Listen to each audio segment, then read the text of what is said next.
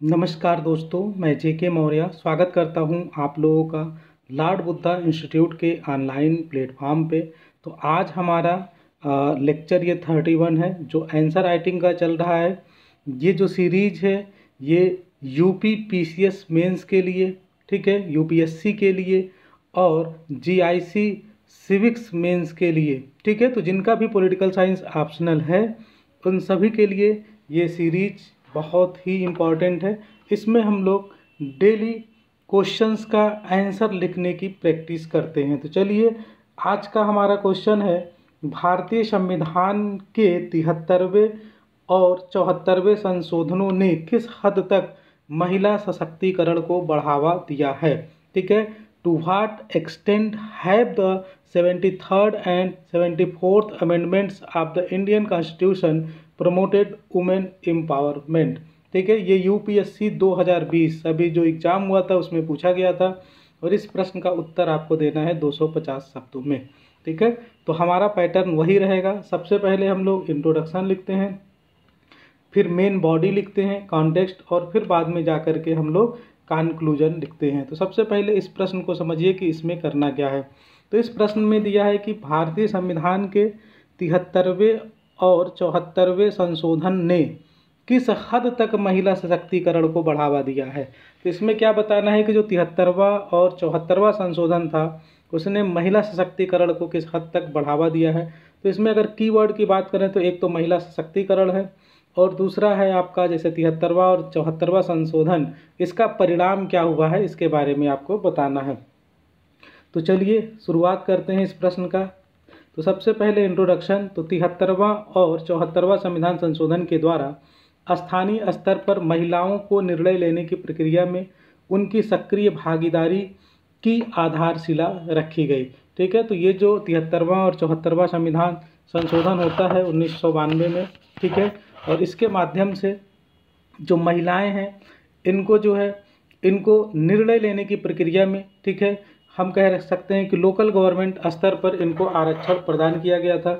महिलाओं को सामाजिक, आर्थिक, कानूनी और राजनीतिक रूप से मजबूत बनाने के लिए कई कानून बनाए गए हैं। चूँकि यहाँ सशक्तिकरण की बात की जा रही है तो थोड़ा सा हम लोग सशक्तिकरण पे भी देख लेते हैं। तो महिलाओं को सामाजिक, आर्थिक, कानूनी और राजनीतिक रूप से मजबूत बनाने के लिए कई कानून बनाए गए हैं। देश के मेरुदंड ग्रामीण भारत की भूमिका को ध्यान में रखते हुए, जैसा कि भारत जो है वो क्या है, गाँव का देश है, ठीक है। यहाँ की जो मैक्सिमम पॉपुलेशन है वो ग्रामों में निवास करती है। तो देश के मेरुदंड ग्रामीण भारत की भूमिका को ध्यान में रखते हुए सरकार ने महिलाओं की सक्रिय भागीदारी के साथ पंचायती राज प्रणाली को सक्षम बनाने के लिए कई कदम उठाए हैं, ठीक है। और इसमें से कई जो है महिलाओं को लोकसभा और राज्य विधानसभाओं में निर्वाचित होने का प्रोत्साहन मिला। यानी कि गवर्नमेंट के द्वारा जो भी कदम उठाए गए हैं महिलाओं की सशक्तिकरण के लिए, महिलाओं की राजनीति में भागीदारी के लिए, इससे क्या हुआ है कि बहुत सारी महिलाओं को लोकसभा में और राज्य विधानसभाओं में निर्वाचित होने का प्रोत्साहन मिला है, जो उनके राजनीतिक सशक्तिकरण का संकेत देता है, ठीक है। तो ये हो गया। इसमें थोड़ा सा हमने इंट्रोडक्शन में शुरुआत में लिख लिया है। चूँकि शब्द की सीमा का विशेष ध्यान रखना है, तो ये आपको डिसाइड करना है कि आपको 250 शब्दों में प्रश्न को पूरा करना है या कितने शब्दों में हो सकता है 150 शब्दों में पूछा जाए। तब जब 150 शब्द में पूछा जाएगा तो ये सब चीज़ें आपको नहीं लिखनी होगी, सीधे आपको यही बताना होगा कि भारतीय संविधान के जो 73वां और 74वां संविधान संशोधन है महिला सशक्तिकरण को कहाँ तक बढ़ावा दिया है, ठीक है। तो चलिए आगे बढ़ते हैं। 73वें व 74वें संविधान संशोधन के द्वारा क्या हुआ है, जो महिलाओं के सशक्तिकरण में इम्पॉर्टेंट है उन पॉइंट्स को हम यहाँ पे चाहें तो मेंशन कर सकते हैं, ठीक है। तो 73वें और 74वें संविधान संशोधन के द्वारा अनुसूचित जातियों और अनुसूचित जनजातियों SC ST जो हैं इनके लिए सीटों का आरक्षण किया गया है, ठीक है। तथा सभी स्तरों पर पंचायतों के अध्यक्ष के पद पर भी जनसंख्या में अनुसूचित जाति और अनुसूचित जनजाति के अनुपात के आधार पर जो सीटें हैं वो आरक्षित की गई हैं और उपलब्ध जो सीटें हैं उनकी कुल संख्या में 1/3 सीटें महिलाओं के लिए आरक्षित की गई हैं, ठीक है। तो आप अगर इसको थोड़ा सा इसको कम करना चाहें तो ऐसे भी कह सकते हैं कि जो SC ST को जो सीटें आरक्षित की गई हैं उनमें से जो कुल आरक्षित सीटें हैं उसमें से 1/3 सीटें जो है महिलाओं के लिए आरक्षित कर दी गई हैं। तो इससे क्या है, महिलाओं का सशक्तिकरण हो रहा है। ठीक है, अगर हम बात करें SC और ST के लिए, ये तो आपका था। अच्छा, SC ST के लिए आरक्षित सीटों में से 1/3 सीटें इन वर्गों की महिलाओं के लिए आरक्षित हैं। सभी स्तरों पर अध्यक्षों के 1/3 पद भी महिलाओं के लिए आरक्षित हैं। तो ये यहाँ पे रिपीट हो गया है, तो आपको ये सब चीज़ें आप इसी लाइन को यहाँ पे मेंशन कर सकते हैं, इसको आप छोड़ सकते हैं, क्योंकि हमें शब्द बचाना है और इस बात का ध्यान रखना है कि रिपीटिशन ना हो, यानी कि एक ही बात को हम बार बार रिपीट ना करें। तो आप बस ये वाला लाइन यहाँ मेंशन कर दीजिएगा, यहाँ से ये बात कंप्लीट हो जा रही है। चलिए आगे देखते हैं। इसी क्रम में संविधान के 73वें संशोधन 1992 में महिलाओं को पंचायतों में 1/3 यानी कि 33% आरक्षण दिया गया है।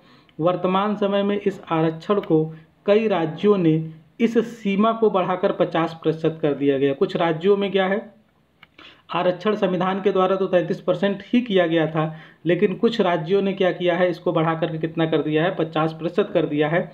यही कारण है कि पंचायती राज व्यवस्था में महिलाओं की भूमिका और भागीदारी जो है वो बढ़ी हुई है। ठीक है, चलिए अब हम देखते हैं कि जो पंचायती राज व्यवस्था है जो लागू किया गया है, इससे महिलाओं का कितना सशक्तिकरण हुआ है।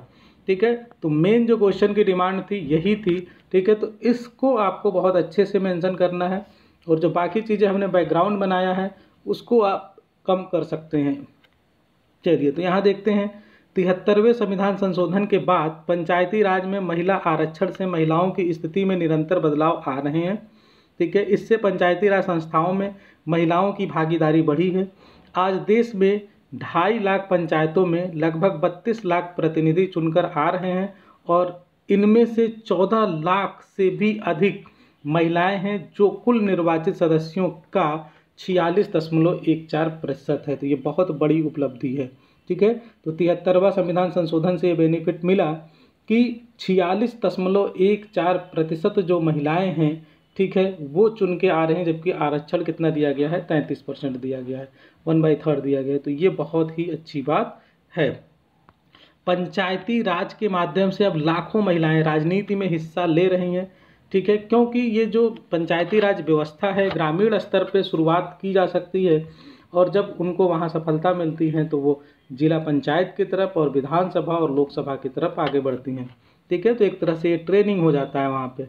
बालिका शिक्षा के प्रति सोच सकारात्मक हुई है और इसके प्रति लोगों की रुचि बढ़ रही है। ठीक है, आरक्षण के कारण महिलाएं अपने अधिकारों व अवसरों का लाभ उठा रही हैं। भारतीय समाज में महिलाओं की सामाजिक आर्थिक हालात में सुधार व बदलाव के संकेत मिल रहे हैं। पुरुषों के साथ कदम मिलाकर विकास कार्यों में सहभागिता बढ़ रही है। ठीक है, महिलाओं में जो है आत्मनिर्भर, ठीक है, आत्मनिर्भरता और आत्मसम्मान का विकास हुआ है। अगर बात करें SC ST की, SC ST और अन्य पिछड़े वर्ग की महिलाओं को आरक्षण के कारण राजनीतिक क्षेत्रों में कदम रखने का अवसर प्राप्त हुआ है। ठीक है, तो ये भी अच्छी बात है। अब सोचिए, अगर SC ST और पिछड़े वर्ग को आरक्षण न मिलता, SC ST को अगर आरक्षण न मिलता, तो क्या कोई प्रधान SC ST कैटेगरी से चुन के आ पाता, ऊपर से ये महिलाएं, ऐसा संभव नहीं था। लेकिन जब इनको एक तरह से रिजर्व कर दिया गया कि इन क्षेत्रों में, ठीक है, इन सीटों पर केवल महिला ही हो सकती हैं या SC ST कैटेगरी के लोग हो सकते हैं, तो जाहिर सी बात है उन्हीं में से किसी को चुन के आना है। ठीक है, तो अतः कहा जा सकता है कि आरक्षण की व्यवस्था के कारण पंचायती राज में ही नहीं बल्कि देश के सभी वर्गों की महिलाओं को सामाजिक, आर्थिक और राजनीतिक क्षेत्रों में कार्य करने का अवसर प्राप्त हुआ है। ठीक है, तो इस तरह से हमारा जो है, इस कंक्लूजन को आप और बेहतर कर सकते हैं। ठीक है, तो ये हमारा ये आंसर कंप्लीट हो गया। तो इसमें क्या था, ये प्रश्न फिर से देखिए, जब भी आपको किसी प्रश्न का उत्तर लिखना हो तो प्रश्न को आप बार बार पढ़ा करें, क्वेश्चन की डिमांड को पढ़ा करें, हिंदी और इंग्लिश दोनों वर्जन को पढ़ा करें। ठीक है, तो इसमें यही था कि 73वें और 74वें संविधान संशोधन ने किस हद तक महिला सशक्तिकरण को बढ़ावा दिया है। ये कोई ज़रूरी नहीं कि 250 शब्दों में पूछा जाए, ये प्रश्न 150 शब्द में भी पूछा जा सकता है। तो इसलिए आप इन दोनों के लिए, इसके लिए रेडी रहें। ठीक है। तो इसमें सबसे पहले आप लोग थोड़ा सा ये इंट्रोडक्शन 73वें 74वें संविधान संशोधन से कर दीजिए, और इसके जो मेन पॉइंट है, जो महिला सशक्तिकरण के लिए जो इम्पोर्टेंट पॉइंट है वो लिख सकते हैं, और लास्ट में कितना बढ़ावा मिला है वो चीज़ लिख सकते हैं, ठीक है।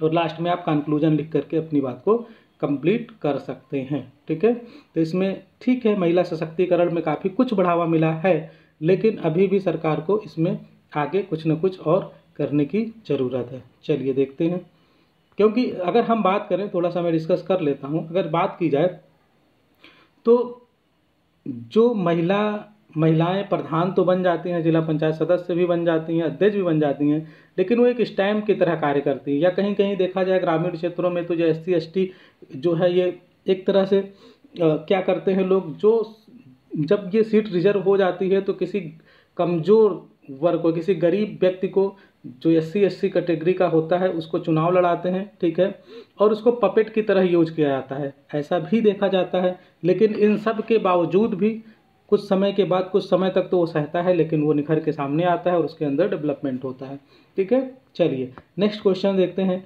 भारत में पंचायती राज व्यवस्था की सफलता को बाधित करने वाली समस्याओं का विश्लेषण कीजिए। संविधान का 73वां संशोधन किस हद तक इन समस्याओं को दूर कर पाया है। चलिए इस क्वेश्चन में वो सारी बातें आ जाएंगी जिसका हम जिक्र कर रहे थे। तो सबसे पहले तो देखिए, जो पंचायती राज व्यवस्था है इसकी सफलता को बाधित करने वाली समस्या क्या है, तो उन समस्याओं का आपको विश्लेषण करना है कि कौन कौन सी समस्याएं आ रही हैं जो एक पंचायती राज व्यवस्था को सफल होने में बाधित कर रही हैं, और संविधान का जो 73वां संशोधन है वो किस हद तक इन समस्याओं को दूर कर पाया है, इसके बारे में आपको डिस्कस करना है। तो चलिए देखते हैं इस प्रश्न को। भारत में लोकतांत्रिक विकेंद्रीकरण की प्रक्रिया को अपनाया गया है, जिसके अनुसार शक्तियों का स्थानीय स्तर पर बंटवारा किया गया है, ठीक है। जो पावर्स हैं उनको स्थानीय स्तर पर बंटवारा किया गया है, और इसके लिए हमारे संविधान के अनुच्छेद 40 में पंचायत के गठन का प्रावधान किया गया है, जो कि DPSP में है। तो DPSP भी लिख सकते हैं। लेकिन क्या हुआ, जब हमारा संविधान बना तो इसे DPSP में जगह दिया गया था, क्योंकि जो अम्बेडकर थे वो ग्रामीण जो ग्राम पंचायत था उसके वो विरोध में थे, क्योंकि उनका मानना था कि जितना भी शोषण होता है, ठीक है, SC ST का वो ग्रामीण स्तर पे ही होता है, तो इसलिए वो इसके पक्षधर नहीं थे, इसलिए उसको DPSP में जगह दिया गया। और बाद में जब ज़रूरत महसूस हुई तो उसे 73वें और 74वें संशोधन के द्वारा उसे संवैधानिक दर्जा प्रदान किया गया, ठीक है। तो इसमें बाधा क्या आती हैं ये हमको जिक्र करना है। तो भारत में पंचायती राज व्यवस्था को बाधित करने वाली अनेक समस्याएं विद्यमान हैं। क्या क्या समस्याएं हैं देखते हैं। पंचायतों के पास क्षेत्राधिकार की कमी होने के कारण पर्याप्त धन की कमी है, ठीक है, एक प्रमुख समस्या के रूप में विद्यमान है। तो पर्याप्त धन की कमी, आप सीधे सीधे पॉइंट में भी ये भी लिख सकते हैं कि पंचायतों के पास क्षेत्राधिकार की कमी होने के कारण पर्याप्त धन की कमी, ठीक है। ये पूरा लाइन आपको बहुत ज़्यादा लिखने की जरूरत नहीं। पंचायतों के कार्यकलाप में क्षेत्रीय विधायकों एवं सांसदों के हस्तक्षेप ने ही उनके कार्य को प्रतिकूल रूप से प्रभावित किया। ये भी सच्चाई है कि जो विधायक हैं और सांसद हैं, ठीक है, उन्होंने क्या किया है, वो हस्तक्षेप करते रहते हैं, इससे भी उनके कार्य पर प्रतिकूल प्रभाव पड़ता है। स्थानीय स्वशासी निकायों के शक्ति कार्यों एवं वित्त पोषण का उत्तरदायित्व राज्य विधान के पास होने के कारण पंचायती राज संस्थाओं की विफलता की स्थिति बनी हुई है, ठीक है। तो ये भी एक कारण है कि जो इनका उत्तरदायित्व है राज्य विधान मंडल के पास है, तो इससे क्या होता है कि पंचायती राज संस्थाओं की विफलता की स्थिति बनी हुई है। यानी कि वित्त की समस्या, ये राज्य सरकार इसको निर्धारित करती है, राज्य सरकार प्रोवाइड करती है, ठीक है। तो ये भी एक समस्या इसके लिए बनी रहती है। शिक्षा, स्वास्थ्य, स्वच्छता और जल के प्रावधान जैसे विभिन्न शासन कार्यों के हस्तांतरण को अनिवार्य नहीं बनाया गया है, कार्यों के उत्तरदायित्व विधानमंडल पर छोड़ दिए गए हैं, ठीक है। तो ये राज्य सरकार डिसाइड करती है, तो ये भी एक समस्या है। पंचायती राज के दायरे में आने वाले विषयों पर कर लगाने की शक्ति को भी राज्य विधानपालिका द्वारा अधिकृत किया गया है। तो जो टैक्स है पंचायती राज के अंतर्गत, ये भी कौन डिसाइड करता है, तो राज्य विधानपालिका। पंचायती राज संस्थाएं संरचनात्मक एवं आधारभूत कमियों से ग्रस्त है। तो ये सारी कुछ समस्याएं हैं, आप इसमें और भी कुछ पॉइंट्स मेंशन कर सकते हैं जो आपको समझ में आए। तो इस तरह से ये बाधाएं हैं। अब इन बाधाओं को दूर कैसे किया गया है, जो 73वां संविधान संशोधन है उसने इसको कहाँ तक दूर किया है देखते हैं। तो पंचायती राज व्यवस्था में विद्यमान कमियों को दूर करने के लिए 73वां संशोधन किया गया था। जिसके द्वारा पंचायती राज संस्था को व्यापक शक्तियां प्रदान की गई हैं। इससे पंचायती राज संस्थाएं एक ओर जहां जमीनी स्तर पर सरकार तथा राजनीतिक प्रतिनिधित्व के एक और स्तर के निर्माण में सफल रही हैं, वहीं बेहतर प्रशासन करने के मामले में विफल रही हैं। ठीक है, तो इससे क्या हुआ है कि ज़मीनी स्तर पर सरकार यानी कि लोकल गवर्नमेंट, ठीक है, तथा राजनीतिक प्रतिनिधित्व के एक और स्तर के निर्माण में सफल रही है, वहीं बेहतर प्रशासन देने के मामले में विफल भी रही है। इस संशोधन के द्वारा भारत में स्थानीय निकायों के लिए कुल सीटों की कम से कम 1/3 सीटें महिलाओं के लिए आरक्षित की गई हैं। ठीक है, स्थानीय निकायों के लिए धन आवंटन में उल्लेखनीय वृद्धि की गई है। स्थानीय स्तर पर आधारभूत ढांचों के लिए विकास जैसे सड़क, पेयजल, स्वास्थ्य, सफाई इत्यादि का अधिकार पंचायती राज व्यवस्था को प्रदान कर दिया गया है। तो ये सब जो है, जो संविधान संशोधन हुआ इसके माध्यम से किया गया है, परंतु जमीनी स्तर पर विश्लेषण करने से यह पता चलता है कि 73वां संविधान संशोधन के बाद भी स्थानीय निकायों की स्थिति में व्यापक तौर पर सुधार नहीं हुआ है। पर्याप्त धन का अभाव बना रहता है, कार्य क्षेत्र का विधानमंडल के पास होना, सीमित शक्तियां, राज्य विधानमंडल का इच्छा शक्ति में कमी, जन जागरूकता का अभाव आदि ऐसी समस्याएं अभी भी विद्यमान हैं जो पंचायती राज के सफल कार्यान्वयन में बाधा डालती हैं। तो ये सारी समस्याएं हैं। ठीक है, तो लास्ट में कंक्लूजन लिखिए कि भले ही पंचायती राज में महिलाओं को आरक्षण दिया गया है, परंतु वह केवल कागजी दस्तखत तक ही सीमित रही है। साथ ही पंचायतों को भले ही सामाजिक अंकेक्षण की अधिकार प्राप्त है, परंतु जनता की इसमें जन जागरूकता की कमी है। ठीक है, अतः एक सफल पंचायती राज व्यवस्था के लिए इसकी कमियों एवं समस्याओं पर बल देना होगा तथा अधिक से अधिक शक्तियां एवं वित्तीय जरूरतों को पूरा करना होगा, तभी गांधी जी की ग्राम स्वराज अवधारणा के लक्ष्य या सपने को पूरा किया जा सकता है। तो इस तरह से हमारा ये क्वेश्चन कंप्लीट हो गया है। इसको आप और बेहतर लिख सकते हैं। ठीक है, आप अपने टेक्स्ट बुक का प्रयोग कर सकते हैं, यूज कर सकते हैं, और आप इसमें और भी पॉइंट्स को अच्छे से ऐड करके इस क्वेश्चन को और बेहतर बना सकते हैं। ठीक है, तो बस आज हमारा इतना ही।